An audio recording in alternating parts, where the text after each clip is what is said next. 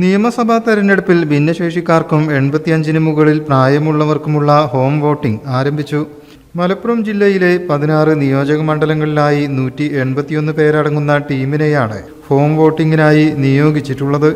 ഇവർ അർഹരായവരുടെ വീടുകളിൽ നേരിട്ടെത്തി ബാലറ്റ് പേപ്പറുകൾ നൽകി വോട്ടുകൾ സുരക്ഷിതമായി ശേഖരിക്കും.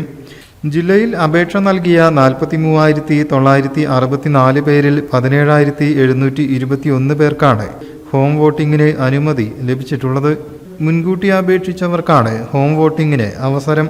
ഇവർക്ക് ബൂത്ത് ലെവൽ ഓഫീസർമാർ മുഖേന 12D ഫോറം നൽകിയിരുന്നു. Polling officer, polling assistant, micro observer, police ഉദ്യോഗസ്ഥൻ, വീഡിയോഗ്രാഫർ എന്നിവരടങ്ങുന്ന പോളിംഗ് ടീമാണ് വീടുകളിലെത്തി വോട്ട് ചെയ്യാൻ സൗകര്യം ഒരുക്കുന്നത്. സ്ഥാനാർത്ഥിയുടെ ബൂത്ത് ലെവൽ ഏജന്റുമാർക്കും സംഘത്തോടൊപ്പം നിന്ന് നടപടിക്രമങ്ങൾ വീക്ഷിക്കാനാവും. അതേസമയം പോളിംഗ് ഡ്യൂട്ടിയിലുള്ളവർ വോട്ടർ ഫെസിലിറ്റേഷൻ സെന്ററുകളിലെത്തി വോട്ട് ചെയ്യണമെന്ന് അധികൃതർ പറഞ്ഞു. അവശ്യ സർവീസ് വിഭാഗക്കാർക്ക് പോസ്റ്റൽ വോട്ടിംഗ് സെന്ററുകളിൽ വോട്ട് ചെയ്യാവുന്നതാണ്. ഏപ്രിൽ 1 മുതൽ PVC-കൾ പ്രവർത്തിക്കും. News bureau, Malappuram.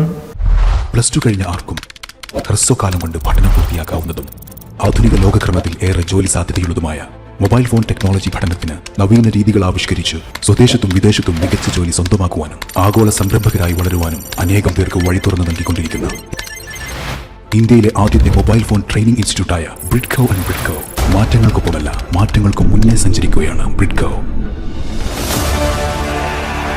And Bridco, be one step ahead.